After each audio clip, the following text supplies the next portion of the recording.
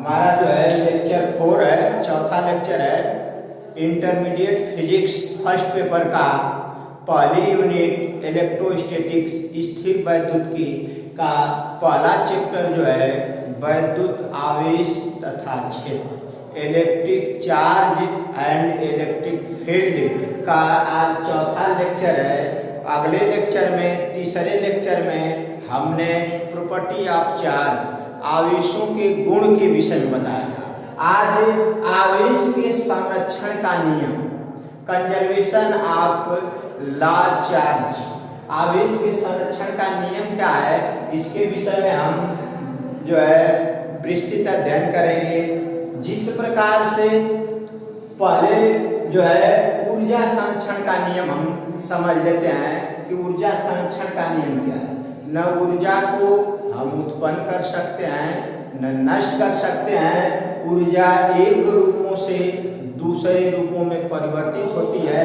इसी प्रकार से आवेश को न हम उत्पन्न कर सकते हैं न नष्ट कर सकते हैं। आवेश जो है एक वस्तु से दूसरे वस्तु में स्थानांतरित होते हैं। एग्जाम्पल के रूप में माना कोई वस्तु ए है और एक दूसरी वस्तु बी है, तो अब अगर इन दोनों वस्तुओं को आपस में रगड़ते हैं तो रगड़ने से पहले इनको जब रगड़ेंगे नहीं, उससे पहले इस वस्तु पर नेट आवेश, कुल आवेश का मान शून्य होगा, कुल आवेश का मान शून्य होगा। अब रगड़ने पर इन दोनों वस्तुओं को आपस में घर्षण कराते हैं, रगड़ते हैं, तो मान लीजिए रगड़ने पर यह ए वाली वस्तु से इलेक्ट्रॉन जो है बी वाली वस्तु में स्थानांतरित हो रहे हैं, तो ए वाली वस्तु धनावेशी और बी वाली वस्तु में इलेक्ट्रॉन जा रहा है, यह ग्रहण कर रही है इलेक्ट्रॉन को, तो यह ऋणावेशित होती है। इस प्रकार से इस पर जो है आवेश संरक्षण के नियम से कि किसी भी वस्तु पर जो आवेश का जो मान होता है, नेट आवेश का मान शून्य होता है। कहने का मतलब कि जितना जो है ए वस्तु पर जो है धनावेश होगा, बी वस्तु पर उतना ही ऋणावेश होगा। यानी दो वस्तुओं में जो है समान परिमाण तथा विपरीत प्रकृति के आवेश जो है घर्षण कराने पर उत्पन्न होते हैं। अगर दो वस्तुओं में है तो समान परिमाण तथा विपरीत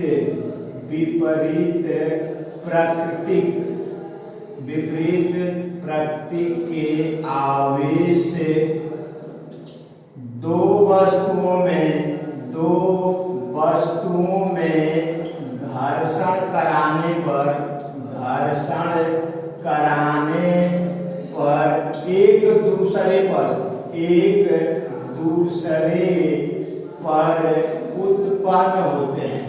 उत्पन्न होते हैं। कहने का मतलब कि रगड़ने से पहले इन दोनों वस्तुओं पर नेट आवेश शून्य था, अब रगड़ने के बाद, घर्षण कराने के बाद इन दोनों वस्तुओं पर जो है नेट आवेश, कुल आवेश का मान अब भी शून्य है। या दूसरे तरह से समझ सकते हैं कि मान लीजिए एक वस्तु ए है और दूसरी बी वस्तु है, यह 5 इलेक्ट्रॉन को जो है त्याग रही है और बी वाली जो है 5 इलेक्ट्रॉन को यह ग्रहण कर रही है। तो इस पर जो है ए वाली वस्तु पर 5 जो है इलेक्ट्रॉन की जो है कमी होगी, यह धनात्मक होगा। बी वाली वस्तु जो है 5 इलेक्ट्रॉन की अधिकता के कारण इस पर 5 इलेक्ट्रॉन ऋण आवेश हो जाएंगे, तो कुल आवेश का जो मान हो जाएगा 0। यही आवेश संरक्षण का नियम है। अतः न तो हम आवेश को उत्पन्न कर सकते हैं या न ही आवेश को नष्ट कर सकते हैं।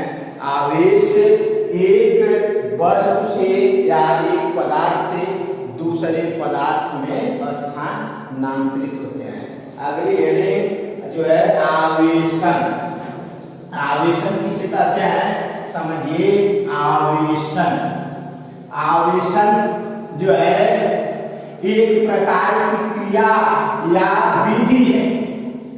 आवेशन, आवेशन, आवेशन जिसे इंग्लिश में चार्जिंग कहते हैं। Charging, charging आवेशन। आवेशन एक वस्तु की या किसी भी वस्तु को आवेशित करने की प्रक्रिया या विधि आवेशन कहलाती है। किसी वस्तु को आवेशित करने की प्रक्रिया या विधि आवेशन कहलाती है। आवेशन कहलाती है। आवेशन जो है किसी भी वस्तु को आवेशित करने की प्रक्रिया या विधि आवेशन कहलाती है। आवेशन की 3 विधियां हैं। अतः किसी वस्तु को आवेशित करने की 3 विधि है। आवेशन की विधियां, अगली जो है टॉपिक होगी आवेशन की विधियां। Method of charging. आवेशन की विधियां, आवेशन की विधियां इंग्लिश में इसे मेथड्स ऑफ चार्जिंग। आवेशन की 3 विधियां। आवेशन की पहली विधि है घर्षण द्वारा। दूसरी विधि है चालन द्वारा। और तीसरी विधि है जो है प्रेरण द्वारा। या इसको इंग्लिश में घर्षण द्वारा बाई फ्रैक्शन, चालन बाई कंडक्टर,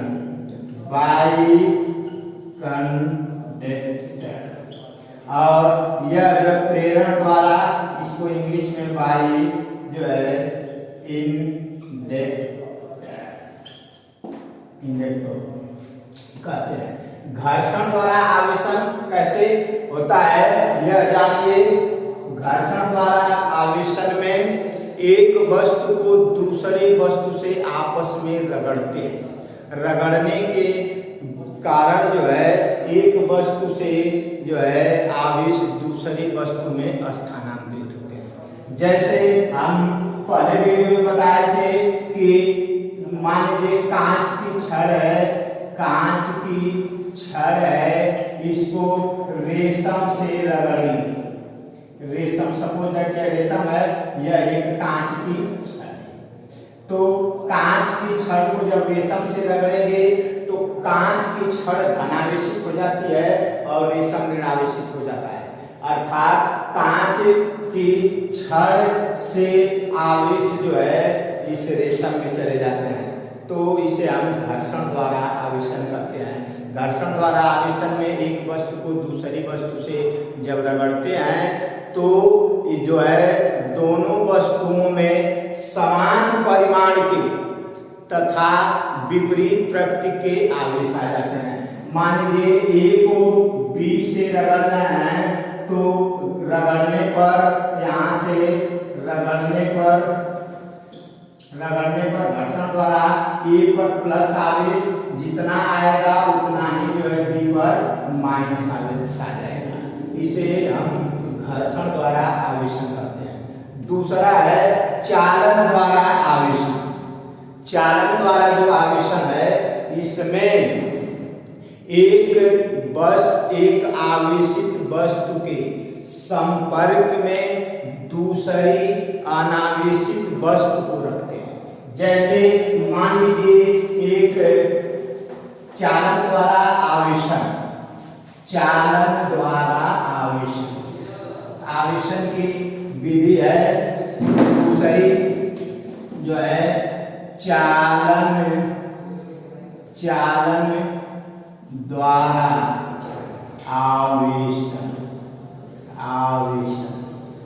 जो है चालन द्वारा आवेशन में यह मान लीजिए एक वस्तु है और दूसरी वस्तु B है। यह आवेशित है, पहली वस्तु आवेशित है, आवेशित वस्तु, और दूसरी वस्तु जो है अनावेशित है, अनावेशित है। अब इस पर जो है प्लस आवेश, मान लीजिए सपोज प्लस आवेश, इसको जो है एक चालक तार द्वारा जोड़ देंगे। जब चालक तार द्वारा जोड़ देंगे तो इस आवेशित वस्तु से आवेश जो है अनावेशित वस्तु में जाएंगे। क्यों जाएंगे? क्योंकि आवेश का प्रवाह जो होता है उच्च विभव से निम्न विभव की होगा। विभव जो है इस फिजिक्स का जो है दूसरे जो है आपका दूसरा चैप्टर है उसमें हम विभव के विषय में विस्तृत जो है बताएंगे। लेकिन जानिए यहाँ कि इस जो है ये पर धन आवेश है, इसका विभव ऊंचा है, यह अनावेशित है, इसको कोई विभव नहीं है। तो उच्च विभव से निम्न विभव की ओर आवेश जाएंगे। जब तक जाएंगे जब तक कि दोनों पर आवेश का मान बराबर न हो। अतः इसमें यह चालन द्वारा आवेशन जो होता है वस्तुओं के एक दूसरे के संपर्क के कारण होता है, संपर्क द्वारा आवेशन। इसे हम संपर्क द्वारा आवेशन भी कर सकते हैं। यानी जो है एक आवेशित वस्तु के सामने दूसरी अनावेशित वस्तु रखकर उनको किसी चालक तार द्वारा जो है संपर्क कर देंगे तो आवेशित वस्तु से जो है आवेश जो है अनावेशित वस्तु तक स्थानांतरित होंगे। अगला जो है आवेशन की तीसरी और अंतिम विधि है प्रेरण द्वारा आवेशन। तीसरी जो विधि है प्रेरण द्वारा आवेशन, प्रेरण द्वारा आवेशन। तीसरी आवेशन की विधि है प्रेरण द्वारा आवेशन। प्रेरण द्वारा आवेशन में जो होती है किसी आवेशित वस्तु के जो है संपर्क में दूसरी वस्तु नहीं होती है। प्रेरण जो है मोटिवेशन एक गुण है। जैसे मान लीजिए कोई वस्तु, कोई जो है एक छड़, इस पर प्लस आवेश है, प्लस आवेश है। यह एक छड़ है, यह जो है धनावेशित छड़ है, धनावेशित छड़, और एक दूसरी अनावेशित वस्तु है। तो इसको जो है इसके न किसी चालक तार द्वारा नहीं जोड़ेंगे, न इसको जो है घर्षण कराएंगे, रगड़ेंगे, लेकिन इस दूसरी जो है वस्तु को हमें आवेशित करना है।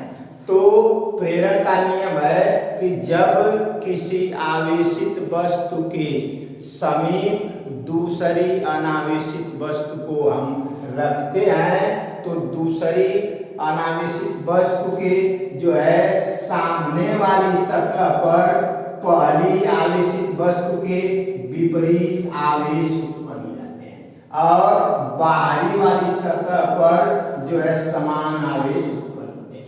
अर्थात जो धनावेशित छड़ थी जो है इसके सामने अनावेशित वस्तु जो है हम रखे तो इसके सामने वाली सतह पर इस पर जो है पहली वाली छड़ पर प्लस आवेश है तो इसके विपरीत जो है इस पर माइनस आवेश आ जाएंगे और बाहरी वाली सतह पर जो है इस पर जो है समान जो है आवेश से प्लस आवेश आ जाएंगे। इसको हम भू समर्पित कर देंगे, पृथ्वी से जोड़ देंगे। पृथ्वी से इसको जो है पृथ्वी से जब जोड़ देंगे तो पृथ्वी से जो है इलेक्ट्रॉन जाकर इसको जो है निरावेशित कर देंगे। यह जो धन आवेश को जो है माइनस उतना ही जो है पृथ्वी से आवेश जाकर यह प्लस आवेश को समाप्त कर देंगे। यह जो प्लस आवेश है यह कहिए कि ये जो है ऋण आवेश पृथ्वी से जाकर इसे जो है निरावेशित कर देंगे। फिर इस वस्तु को जो है अब क्या करेंगे कि पृथ्वी से इसका कंटेक्ट जो है जोड़े है इसको हटा देंगे। हटा देने के बाद में अब यह वस्तु जो जाएगी ऋणावेशित हो जाएगी। अब इसके आगे जो है नेक्स्ट वीडियो में, वीडियो बहुत लंबा होगा इसलिए इसके अगली टॉपिक नेक्स्ट वीडियो